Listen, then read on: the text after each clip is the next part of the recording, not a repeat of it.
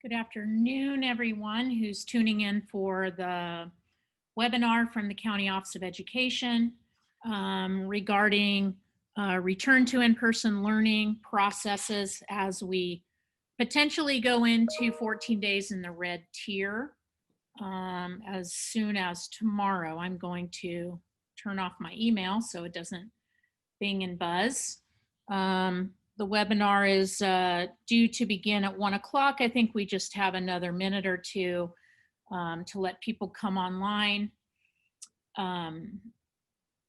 Patricia, do you want to, while people are waiting, kind of share how you'd like them to register their questions as we go through the information? Sure. Good afternoon, everyone. We have turned off the chat, but if you have any questions, you can add them through the question and answer feature on your screen. And then if we have time at the end, we'll answer questions. You can raise your hand and then we'll just go through the list and try to answer questions in person. I'm not sure if Nancy, you want to take a break in between and do questions on the overall kind of state guidance and then the more specific later. Great.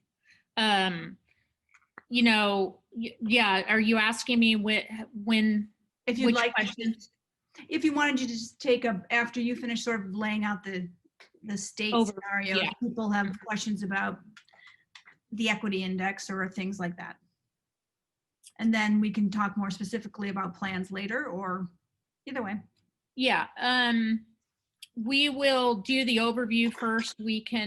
Patricia, I'll let you kind of guide. If there's like tons of questions, we'll take them sort of in the middle, and then I'll turn it over to you for the specific plan guidance. And then are you okay sharing your screen with the PowerPoint, or do you want me to do that? I was going to have you do it, but I can pull it up if that's whatever easier.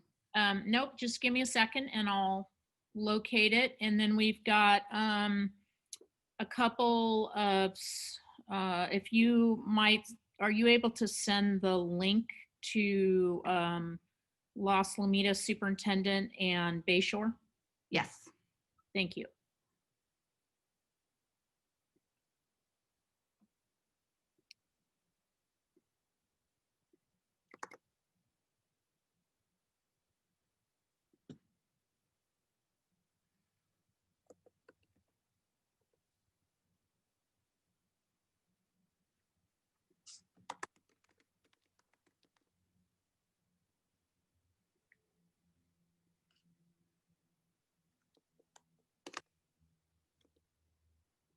Okay, so everybody should be able to see the screen.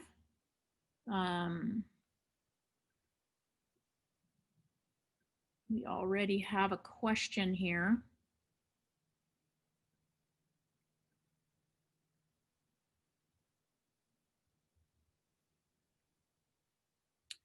So I'm looking at the question about cohorting for larger groups of students. So we'll try to answer those kinds of questions after we provide the general overview of the process. So we'll go ahead and get started. Good afternoon, everybody. My name's Nancy McGee. I'm the County Superintendent of Schools here in San Mateo. And my colleague is Patricia Love, Executive Director of Strategy and Communications. Shout out to Executive Director Love, who's really been just a stalwart force in guiding everybody through understanding all the information coming from the state, and as well as our local public health officials, as well as the County Office of Education. It's a lot of information to understand and sort out. And Patricia has also been guiding school districts and schools through the waiver approval process. So I'm going to go ahead and get started on providing the overview. And then later on, I'll hand it over to Patricia to talk through what the process will be, assuming that tomorrow we will go 14 days into the red tier. So as you know, Governor Newsom's plan is called the State's Blueprint for a Safer Economy, and that does have impact on schools. We are going to talk about public health guidance that has been already provided for schools, our approach in San Mateo County, and then how we will provide technical assistance on developing plans going forward. So in the blueprint for a safer economy, we have moved to a color tier system, replacing what used to be referred to as the monitoring list. The colored tiered system begins with purple as the most restrictive tier, called which the state names as widespread COVID-19 community spread. It moves down to substantial in the red, to moderate in the orange, and to minimal in the yellow. You can see that this data is based on, or these metrics are based on two pieces of data. The adjusted positive cases, these are over a 7-day average, and they are 7 days in the arrears. So it's not current right now, this minute data, it's 7 days ago, over 7 days average. And if you have more than a daily rate case of 7 per 100,000 in your population, your county would be considered widespread and in the purple. We moved, San Mateo County moved into the 4 to 7 cases almost 2 weeks ago. So we are currently in the red. Tomorrow will be day 14. The other metric based here is that whatever is considered the positivity rate. And the positivity rate is impacted by the number of tests that are being counted or given and counted through the county system. So a county must remain in a tier for at least 3 weeks before they can move to the next tier. So that mirrors or parallels the pandemic recovery framework approach of being incremental in the way you move forward.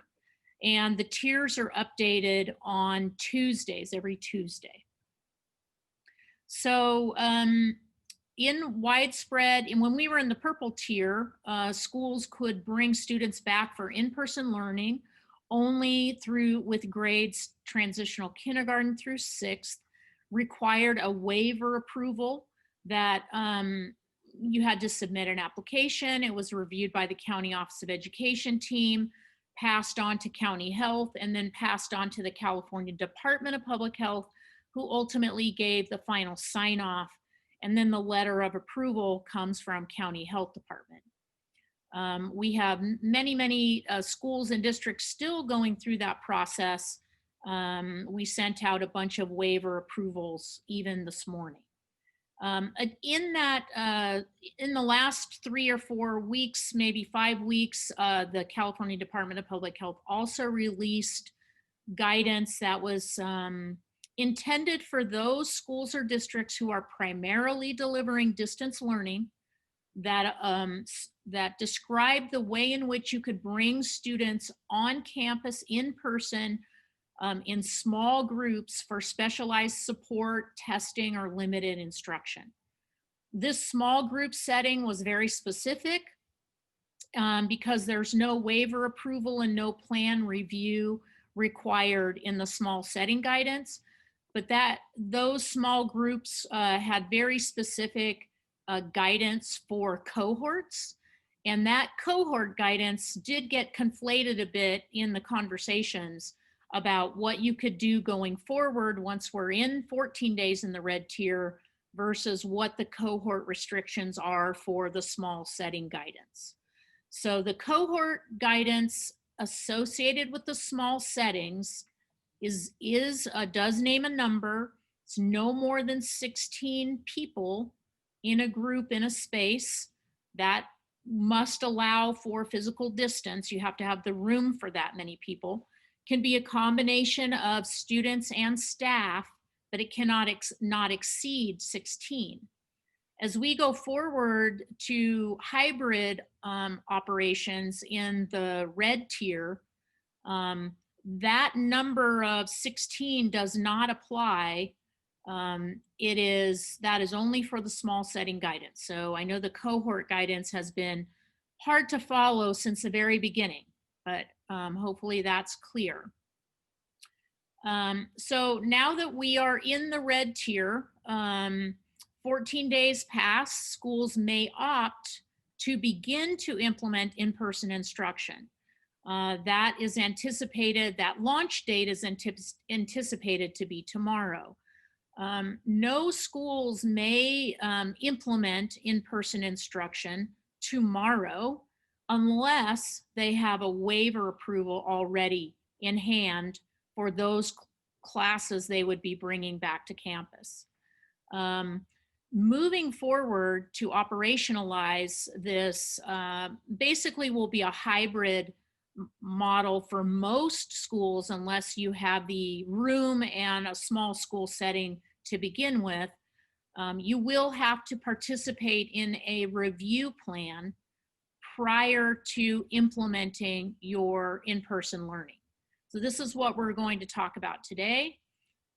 This will, again, the review of your plans will be reviewed by County Office of Education staff and San Mateo County Health. What's missing in that step is these reviews do not need to go to the state. So it will be a little bit shorter, a little bit more straightforward, although we're pretty happy with the way in which we've moved our waiver approvals through the process.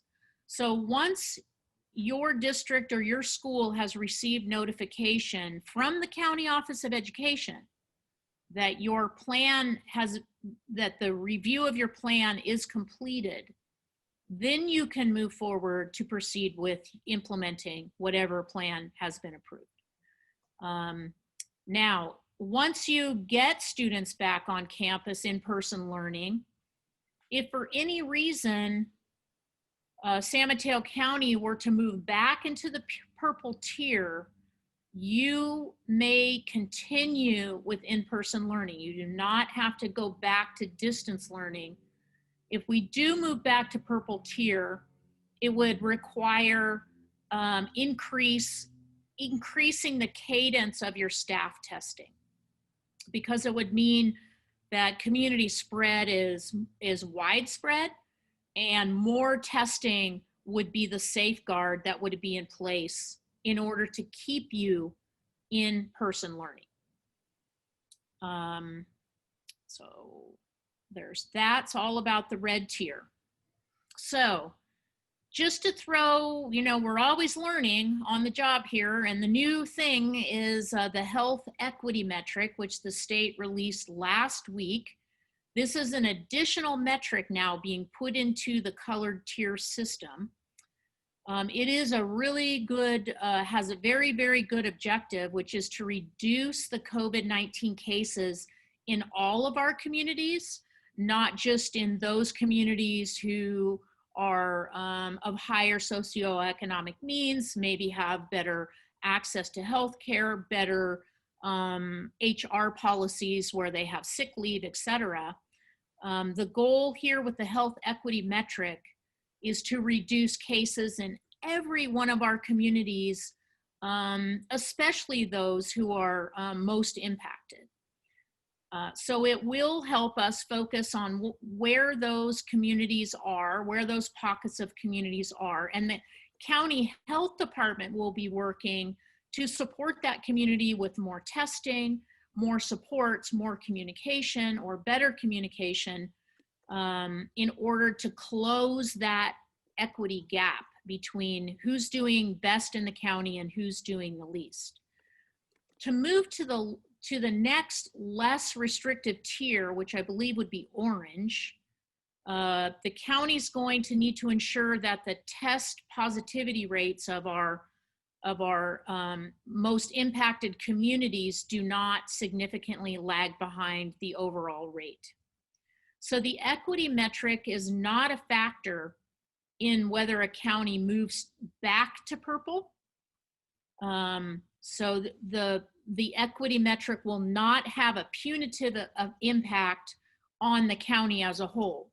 Remember that if we do move back to purple, it will be because there's widespread community spread again, and that would require, again, no indoor dining, barbershops and salons would have to cease their operations. All those things that we've been moving towards opening up would have to, again, move back to restriction, but it will not impact our schools in this way. We will share this PowerPoint, and we have linked more information about the equity metric if you're interested in reading about it.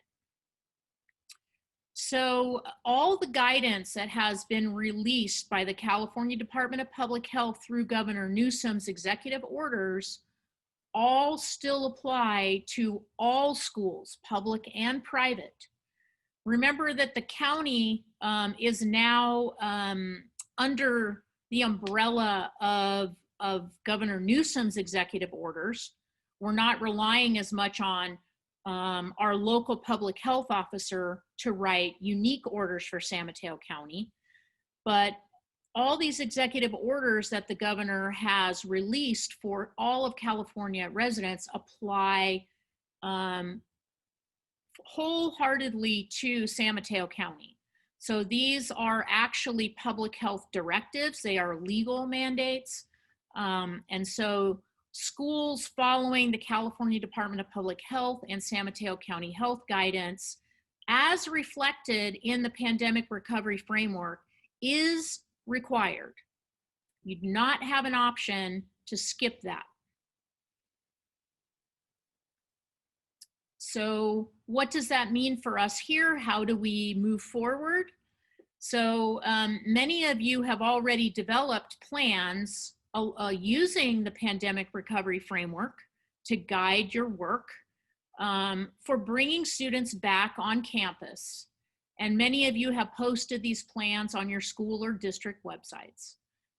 This will be required moving forward. If you don't have a plan, you're going to need to put one together. It will mirror the waiver application process, though we've streamlined the form and streamlined the review process. So schools and districts will submit a form that we are releasing today on our website. It will be a request for plan review. What that request for plan review is telling us is that you're submitting your plan for return to campus learning for your students, and that is your intention. If you do not intend to bring students to campus for in-person learning, then you would not submit this plan at this point. The plan will address all the same items as in the waiver application, which is also has been available on our website for probably 4 weeks or so. The plan should lay out what your incremental approach for returning students to in-person learning is. We're really hesitant to see a school like turn that spigot on full and have all 300 students maybe on your campuses returning all at the same time on the same day. We'd like to see you incrementally open up to make sure that the pillars that you're practicing and your safeguards that you have in place are understood, being followed, because what happens is if we get too far out ahead of ourselves and we go too fast, and then we have, as you can see, based on what's happening at the national level, once there's been a group of folks who've been exposed to a virus without all the safeguards in place, without the pillars in place, it spreads very quickly. So we want to avoid any kind of outbreak in our schools. So that's the reason for the incremental approach. So you will submit a request for plan review. County Office of Ed will review that plan, pass it on to San Mateo County Health. They will review it. Once that plan review is complete, we will post a link to the plan on our website. So that is public transparency, that any school that's in-person learning is listed either as having a waiver application approved, or we will have their plan linked from our website, which is evidence that that school or district has gone through the review process. The review process will take, let's plan for 10 to 14 days. I could say that it will probably, if your plan is good, and you've taken great care to meet all the measures there, chances are it will be faster than that. But we want to give ourselves time to work with you if there are gaps or lapses in your plan. That's what takes the time. So it's really on you. If you're really well prepared in advance, then we can probably move through your plan review pretty quickly. And this approach is being used in our collaborative Bay Area, six Bay Area county effort. So you'll see similar processes happening around us in the Bay. So Patricia, I see we have 4 outstanding questions. Do you think we should take them now before I hand it over to you? Or should we hold them to the end?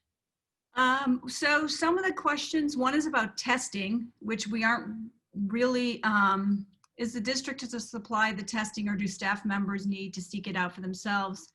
Since it's from a district, I thought maybe you would want to address that, Nancy.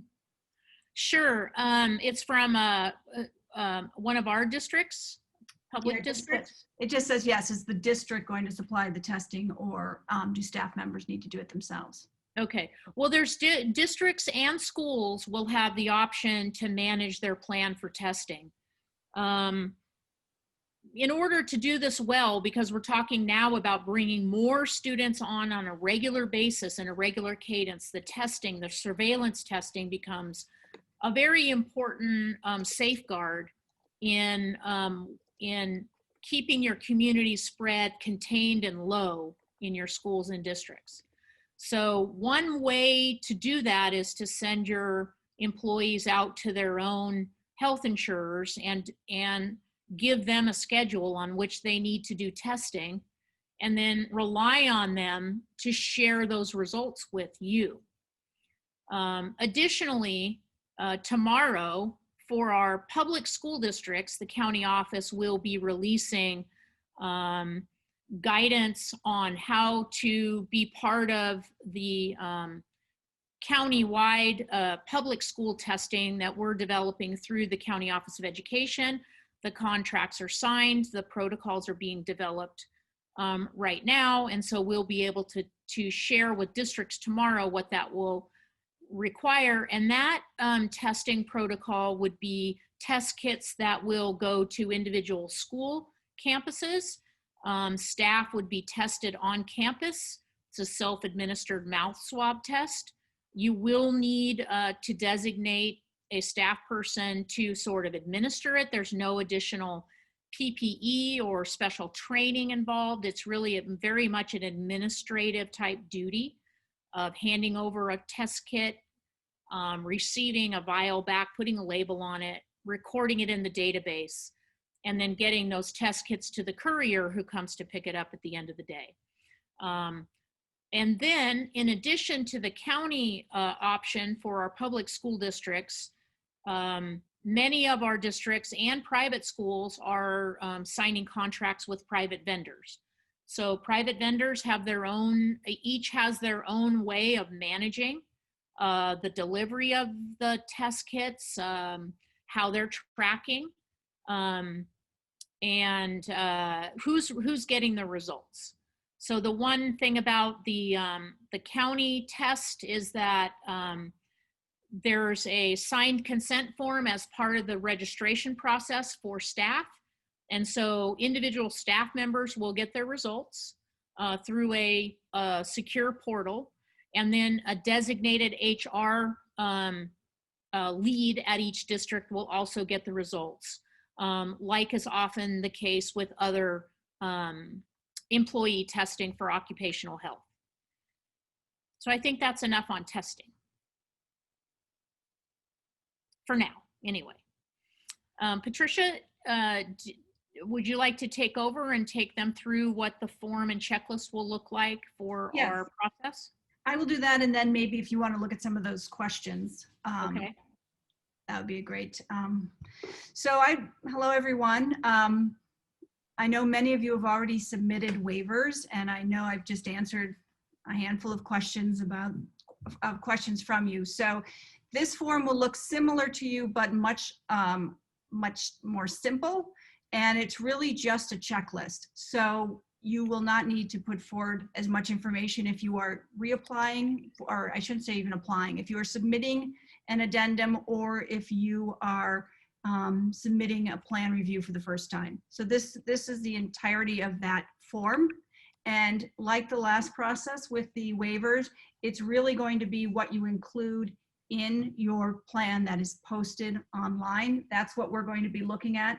That's what San Mateo County Health, we found through the review process, really just focused their energy on what was on your website. So that's where all the key information needs to go. And similar to the last process, we don't want you to attach your plan. What happens sometimes in the past, they got caught in our filter. We didn't know that people had submitted them. So really post them on your website, and then you can see there on this form, there's a place where you can put that link. Next slide. Sorry. Forgot about that. Okay.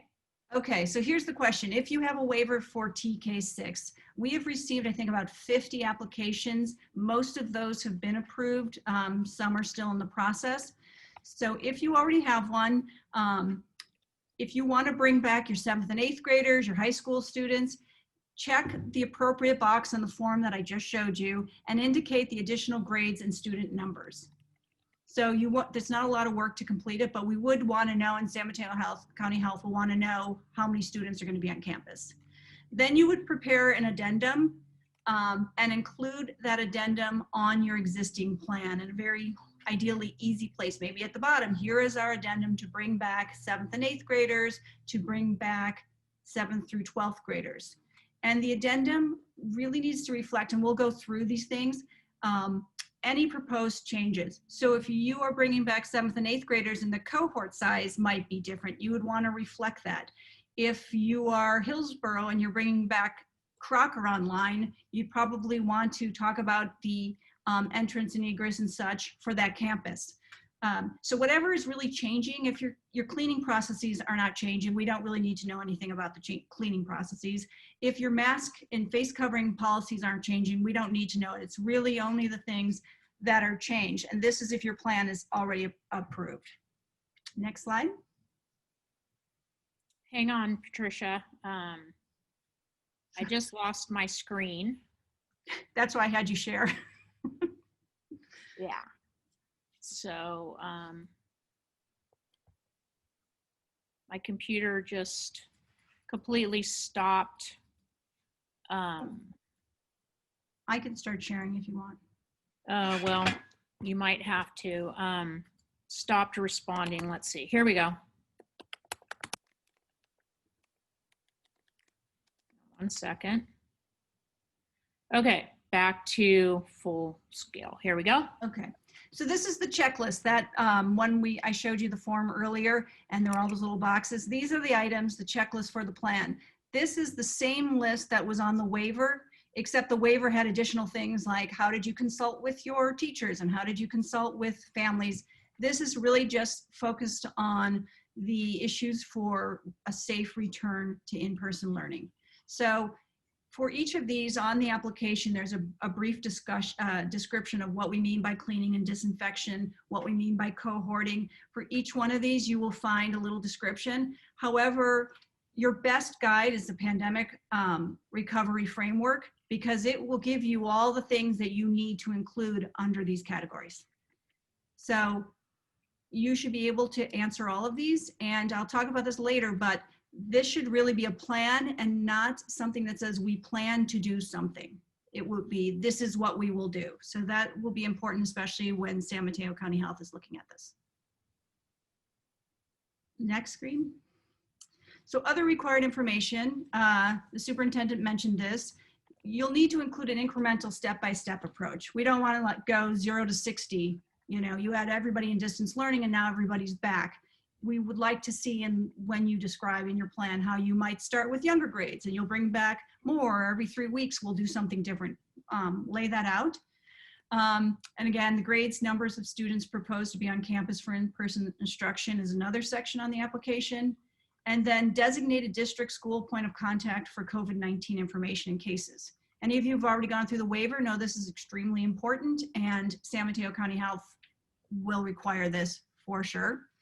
And then the other thing that San Mateo County Health wants is a site plan. They want a map of your school or schools that they will use when they're on the phone discussing a possible outbreak with you.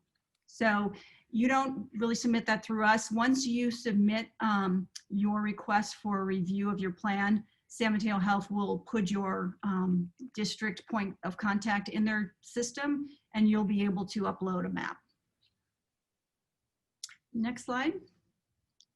Okay, so I have some tips here for preparing plans. I have reviewed many applications, and some have gone through this process really quickly, and others have required a lot of work. So I'm assuming that all of you would like this process to go as quickly as possible, and you can be guaranteed that I want this process to go as quickly as possible.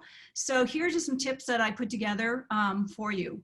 So first, probably maybe most important, is follow the pandemic recovery framework, follow the guidance from the California Department of Public Health, and follow the guidance from the San Mateo County Health.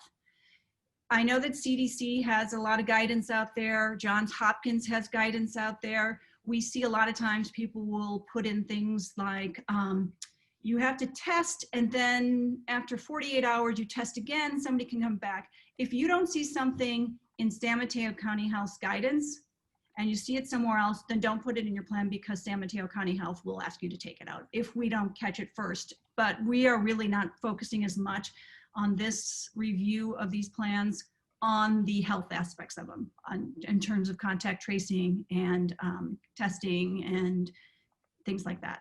So that is my number one recommendation, is that you get your content from these sources. Also, next, avoid tweaking or recreating tables. You can copy and paste the table from our pandemic recovery framework and put it in your plan. What has happened sometimes is that schools will have an artist or somebody do another rendering, and maybe that introduces some issues. It also makes it harder for San Mateo County Health to approve it, because they have to read it so closely to see if something has changed. So again, just you can paste the contact tracing tables from the guidance from the pandemic recovery framework or from San Mateo County Health right in that plan, or everybody should have them in if they already have a waiver. The next thing, San Mateo County Health requires clear plan for screening, testing, and contact tracing. This is the area that probably most of the plans have been sent back from either us or from San Mateo County Health. And this is not a, we expect to have an arrangement with a company that will come and test our staff. We'll test them on a regular basis. It really needs to be clear what the plan is. And again, I put a link to the San Mateo County Health guidance, because they're the ones who will really be making a decision about how complete your application is with respect to those, to screening, testing, and contact tracing. And so if you're following that guidance, and you'll be in great shape. Don't add things that you don't need to add. Provide descriptions of each of these aspects of the plan, and do not refer to FAQs as a source of information. So that list that I showed you on health and hygiene and screening, those are sort of the main things that you need to describe. And those should be in the plan or the addendum. There were several times where we received a plan and it said, see this FAQ for what we're doing on whatever topic. So then we look at the FAQ, and then when we're looking at the FAQ, we're reading everything else, and inevitably there's some problems with it. Plus, if it's an FAQ, then it's not part of a plan. So if it's part of your plan, it should be in your plan.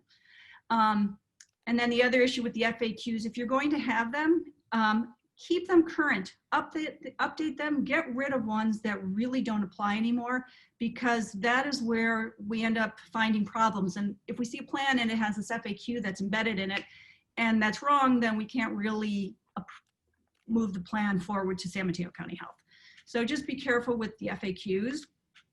And then avoid repeating the same information in multiple places. So some applications, we will see the San Mateo County Health charts pasted 3 or 4 times. Same thing about sort of social or physical distancing and face coverings. Just have a section on it. Here's how we're going to address it, and then move on, and don't keep repeating the same thing. I think that's where we have said, you were really great on this section, but then at the bottom you added a whole new section about it, and that they're not the same. So again, that will slow down review of your application. Next slide.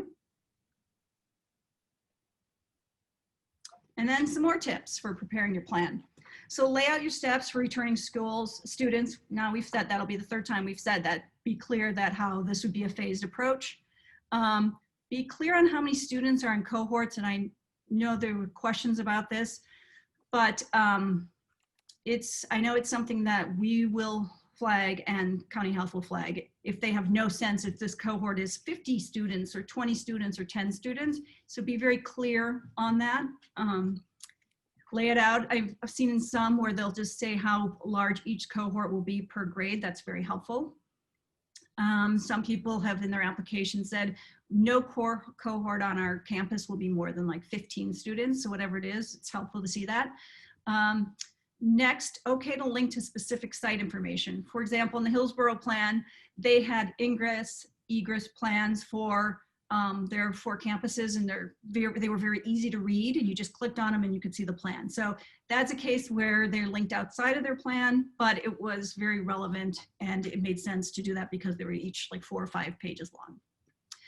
Avoid extra information that does not address the required items. A lot of these plans we've looked at, or some of them, will give us the whole history of developing the plan, and we had this approved, and then we changed, and we did this, and then we did. So it's kind of hard because then we're not exactly sure where we are, and it's extra information. That's valuable. It's probably very important for those who have boards that need to approve these plans, but maybe that's like a separate section that you keep for them. It is okay, however, if you include in your educational plan things you already have. So if you already have a plan in place, you worked really hard on it, don't go and try to change it. You might just make sure that's very clear and we can find the key parts.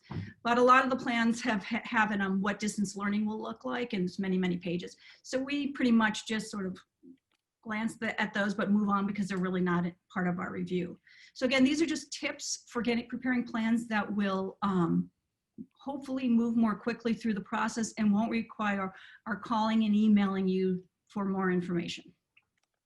Next slide. And that's it. So please remember, plans that are clear and complete will move more quickly through the process. And thank you in advance for all you can do to make them complete and clear. And that's all we have. So I have answered quite a few questions, even though the one I'm doing right now won't. Oh, there we go. I'm going to send it. So you can look under answered questions and see the questions that have been typed out, and then the answers that we provided as we're talking here. I think additionally, we can now take on some of your more individual questions. We have about 20 minutes left. So I think we'll go through the typed questions. And if more comes up, please add them to the chat, add them to the question and answer. So first of all, the question about cohorts for older grade levels and how to best interpret limited mixing in a high school context. To be honest with you, like middle schools and high schools that have larger student populations on campus at any one time, much more challenging to organize. You will notice in the public school sector that Sequoia Union High School District, San Mateo Union High School District, and Jefferson Union High School District have all committed to distance learning through the end of the term at the very least. And then they're using the small setting guidance to bring students to campus for learning hubs or providing a reliable internet spot for kids to plug into, providing support to students with special needs or IEPs. So how to answer the question about what is an acceptable cohort at the high school level is we haven't had a lot of practice on that one.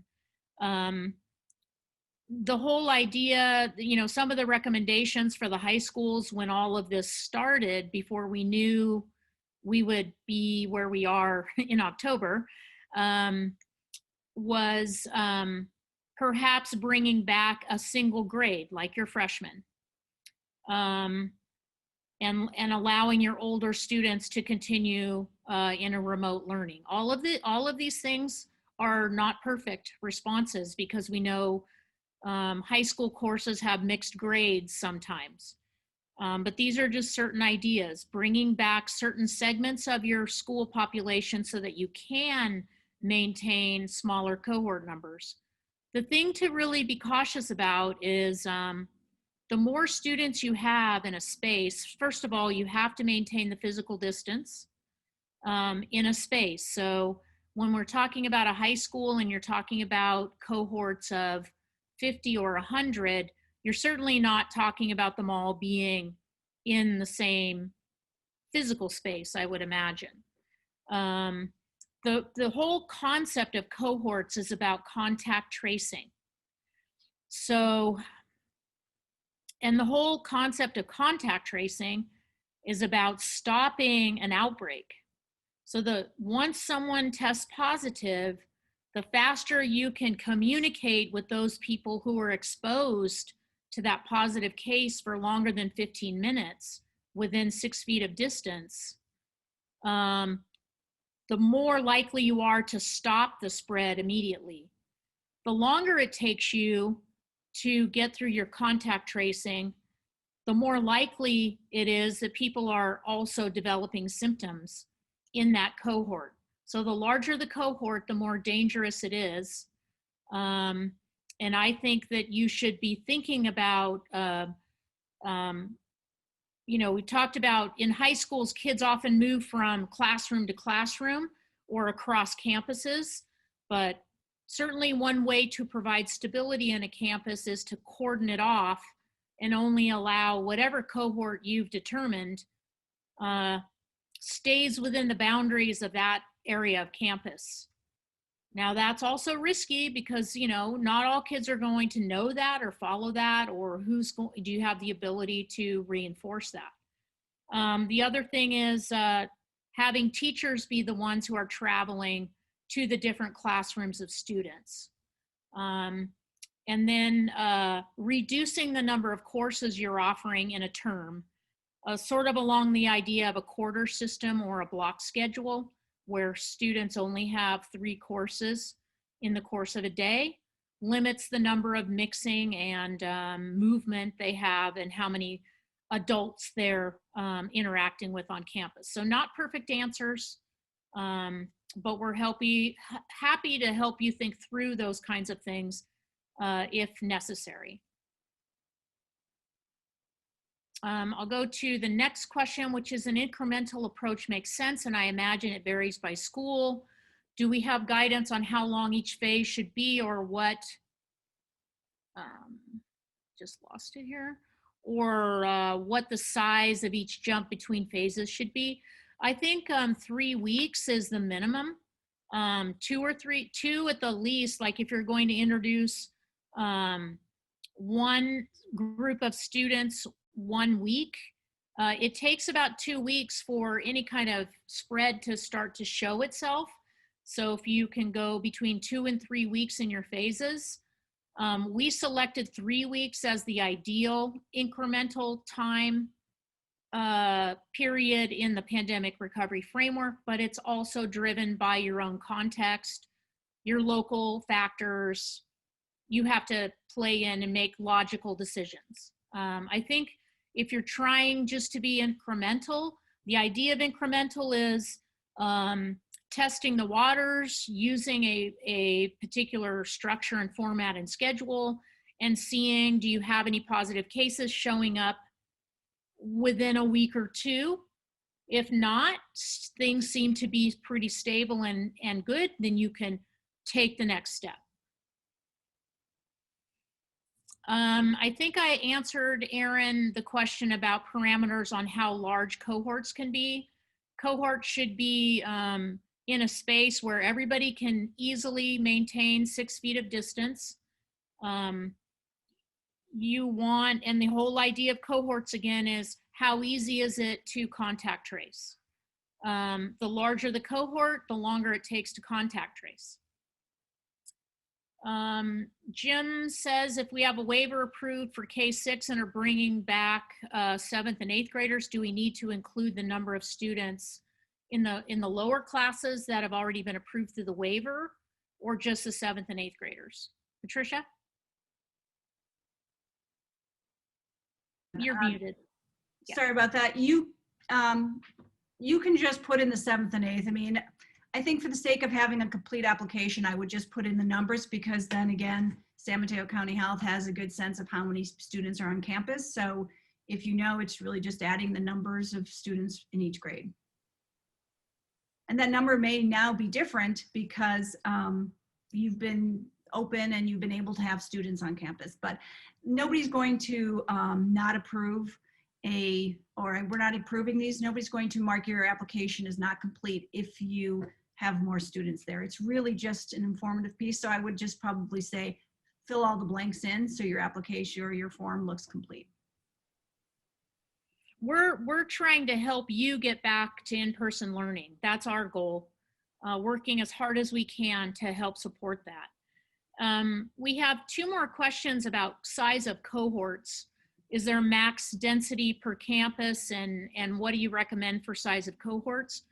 I do want to say that I know that it's much more complicated to break your student populations down into smaller groups. However, in the incremental approach, you want to be really cautious about how many people you're bringing back on board. Now, if you can figure out an incremental schedule, great. I think that's what we recommend. You have to maintain your 6 feet of physical distance and be able to have orderly egress and entrance and drop off and pick up, and be able to manage all the health screenings as students come on campus. So I wouldn't create a chaotic situation just to make it easier in another way where everybody has the same schedule. The answer, that is not really the answer to COVID-19. The answer to COVID-19 is you have to be able to really implement the pillars, because if you don't, you will have outbreaks. And while we said you don't have to stop your in-person learning if we go back to purple, you will have to stop your in-person learning and go back to distance if 5% or more of your school campus is showing is a positive case. So once you reach a certain number of positive cases in your school community, you're going to be ordered back to distance learning by the county health department. And just as an aside, I have my brother lives in Germany. We've been following what they're doing in Europe. And his wife works actually in an international school. So they've been in school for a couple of months now. And when he first started, he talked about, yeah, everybody's doing great. And, the older kids are distance learning, the younger kids are in person, and they gradually brought more kids back on campus. Now I just talked to him yesterday and he said, it's still going well. However, there have been classrooms that had outbreaks. And the whole school isn't having to go back to distance learning, but an individual classroom might have to quarantine for 14 days. So as we do this, I think it's important that you embrace the reality that your decision-making is far from over as we move forward. So you will potentially have to send a classroom home. I know that shakes everybody's confidence. And so We have to be really thoughtful and careful about this, but one way to build confidence is to say right up front that we will have positive cases in our school. That's almost an assured thing. But just because you have one case or two cases, as long as you're on it, you've got ways to respond quickly, quarantine the right people in a timely manner, you're going to limit that spread to those individuals, and everybody else can continue to come to school. So those are the important things to remember. Kelly's asking about ventilation plans rely on outdoor classrooms or open windows, and there's wildfire season and countywide AQI. So the fact of the matter is that yes, this is true. If you have a sophisticated HVAC system that is able to circulate and filter air through those HEPA filters without pulling in outside air, you can rely on your inside filtered air because it's going through filters, and those filters do catch the virus and block them.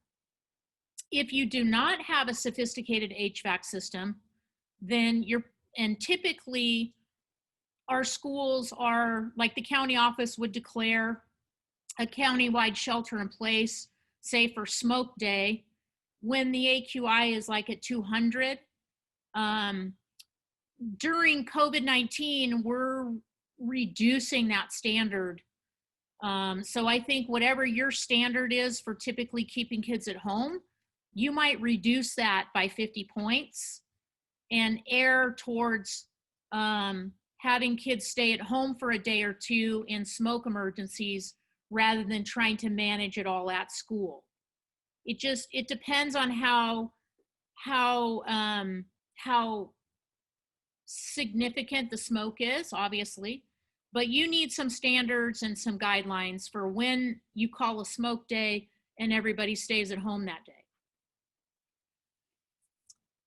Next question is, are we allowed to have small in-person gatherings during non-school hours on campus, say a small group of parents, 6-foot distance with masks, where we can do an orientation of return to campus? Well, my first response would be, can you do this outside? Outside is safer than inside for these kinds of things. I would consider this non-essential. I think you can do this remotely or via video. If you feel that it's absolutely important, small groups can be like no more than 16 per the small setting guidance. And you absolutely must require everyone to hand wash or sanitize, have a temperature check when they come on campus, have a face covering, be 6 feet apart. All the pillars must be in place, and I would be very, very judicious about when you do these things. These are the situations, especially when you've got community members coming on campus, like parents, who may be uncles, aunts, cousins, babysitters, etc. You know, you're inviting in a less restrictive environment, and so I think it's a risk. So for a little more specific guidance, what would be the recommended upper limit of student cohort size in a high school? You guys want me to give you a number, and I cannot give you a number. You have to figure out your own definitions of what a stable environment looks like. What are the normal ways in which these kids move around and interact during a day? And how many ways are you changing that typical interaction to reduce mixing? And then once you've figured out what you think is reasonable for stability, how many students can you serve in that way? I still think that managing all the 4 pillars, if you have high school classes of 35 high schoolers, you're going to have a lot on your hands to manage. So do you have the ability to use outdoor spaces? Do you have the ability to do morning, afternoon? Can you think about your school day and extend it? Can it, extend into the early evening where maybe you have 3 groups of students cycling through campus? So you try to be creative about the way you think about your cohorts. I can't say what the health department is how they're going to weigh in on cohorts larger than 20. I'm going to say larger than 20 is going to be abnormal, and they're going to take a look at that. Roberta is saying, what do you recommend for maximum contacts for middle school teachers? I guess you mean how many groups of students, different groups of students do they meet in a single day? And again, what would be normal if you have a 6-period day or a 7-period day? Is that normal? Can you cut that in half? Can you think about reducing that in half? And then I would think about how are you going to test that plan? Can you do like a pilot plan with your middle schools, and then maybe reassess at a certain point and see how you're doing before you deepen your practice that way. Someone says if we're planning to apply this new campus reopening plan, there's no reason to start a waiver process now. We can just rely on the new plan process and be safe. And I think that is true. Would you agree, Patricia? Yes, I just saw that. I think you might as well just start at the beginning right now. There's no, there was a concern that if you had a waiver and we went to the purple or something else, that you might, if you didn't have the waiver in place, you wouldn't be able to keep your school open. And but that's not the case. Once you have your plan reviewed and it's complete and you're open, then it's our understanding, then you're okay. So, yes. Okay, so the next question is a very complicated one about high schools and cohorts, and what if you have a positive case? So I think if you can provide your email address, Patricia will respond to that one. We need to sort of deconstruct that one a little bit for you. Sherman, if there are after-school activity or athletics, does that information need to be included in the plan? Well, we are, if it's part of your instructional program that involves students and is going to it's not community athletics. It's not like, the recreation department, but it's actually associated with the school. I think yes, because if there's a positive case, all of that interaction after school matters. And I would really limit what you're doing. Athletics, those guidance requirements have not changed. They're very specific through California Department of Public Health of what is expected for sports and athletics, and that the Bay Area health officers confirmed that applies to from 0 to 22 years old sports, youth sports, whether it's school, community, little league baseball, swim team, doesn't matter. So there's very specific guidance for athletics. And after school activity, yeah, I wouldn't be recommending any of that right now. Like, let's not get ahead of ourselves. Let's get back to school and try and get through a school day and be learning before we're having clubs and those kinds of things, because that's just going to open up your risk factors tremendously. The incremental guide of the pandemic recovery framework says in stage 1 of opening, there are no outside activities happening on your campus for at least 3 weeks. So be very cautious about that.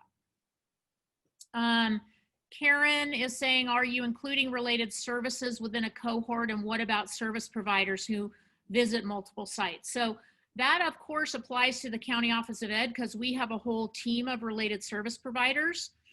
what we're doing is we're identifying them as unique providers. So they're being tested on a weekly basis, where the rest of our staff will be tested at a much less frequent cadence.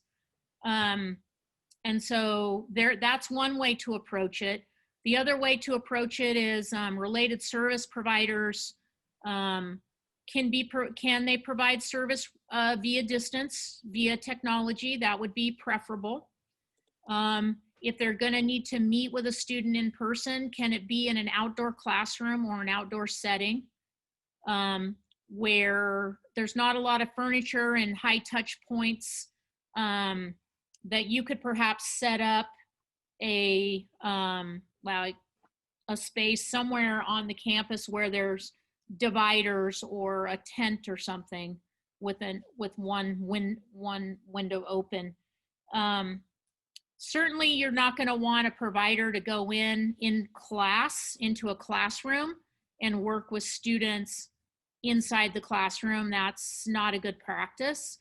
So you're either going to pull out to an outdoor space, you're going to provide service online, or you're going to have an office that has lots of cleaning in between appointments. Carolina saying on the 14 days to quarantine because teachers are a common thread. Okay, so Carolina, we'll get back to you with our answers to that. Thank you for providing that. When will students be able to share equipment? I don't know, not now. That's all I know is not yet. There was a question about what happens when we move into the orange and the yellow. Well, we're still paddling as hard as we can to keep up with the red right now, but the next conversation with the health officers will be what happens next. So I would guess perhaps shared equipment may be something that doesn't come for a while. But we will try and keep you updated on that as we learn more. Another person asking, once our plan is approved, I assume we can make modest changes as we learn how things are working and we all learn about best practices without going back for a new approval. I think that's true. The difference there would be, we're probably going to have to come up with a definition for what's a significant modification that would require some discussion. But just to get ahead of it, you can always email us and just say, hey, we're thinking about doing this or that. It's a little bit different. What do you think? We'll give you feedback right away.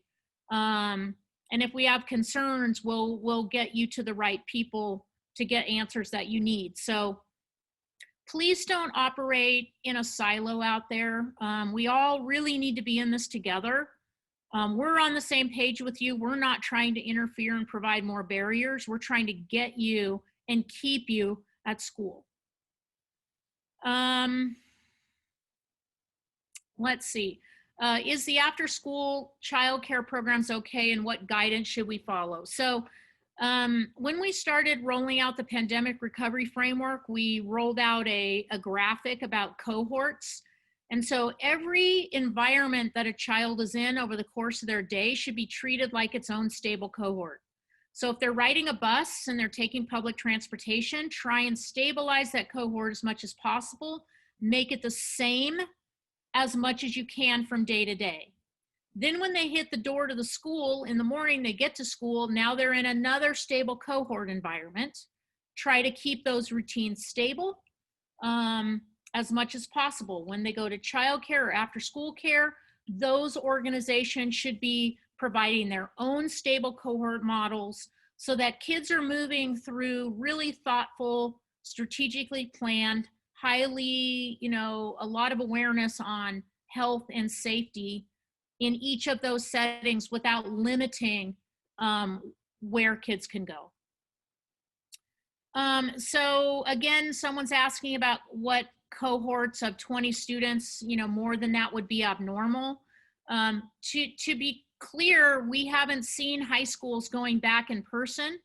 So our health officer has not approved, I don't think, any cohort sizes larger than 20. Patricia, do you have other info on that? No, that's true. And they have, I think there was one school that had 22 and they sent it back to us for clarification. And we got it clarified that it was actually 22 total that would be split. So it was actually gonna be 11. So that is just some precedent on that. So I'm just going to be real. I mean, the health officers are clear that high school is really problematic. They don't even know, they don't even know what to recommend, honestly, because they know the risk of, you know, if you have a high school campus of 1,000 students and you have 500 kids on campus every day, that's a lot of kids. How are you going to manage them? And they're worried about contact tracing in that setting. So it's not impossible, and we're going to have to work towards that. But I'm just saying the health officers have not been seeing cohorts larger than 20, and that's what I mean by abnormal. So somebody else saying, I'm hearing recommended that we hold off on after school activities if we choose to stay closed until second semester. So we're keeping classes online while bringing kids on campus for certain activities. Yes, that is absolutely correct. You can bring kids on campus under the small setting guidance. So you have to find the link to that in our pandemic recovery plan. Follow the small setting guidance to a T. Do not deter from that. And then you would be good to, then you would be meeting the needs of special needs for connecting kids for mental health purposes. Hope that helps. And we're about 5 minutes over time. We recorded the session.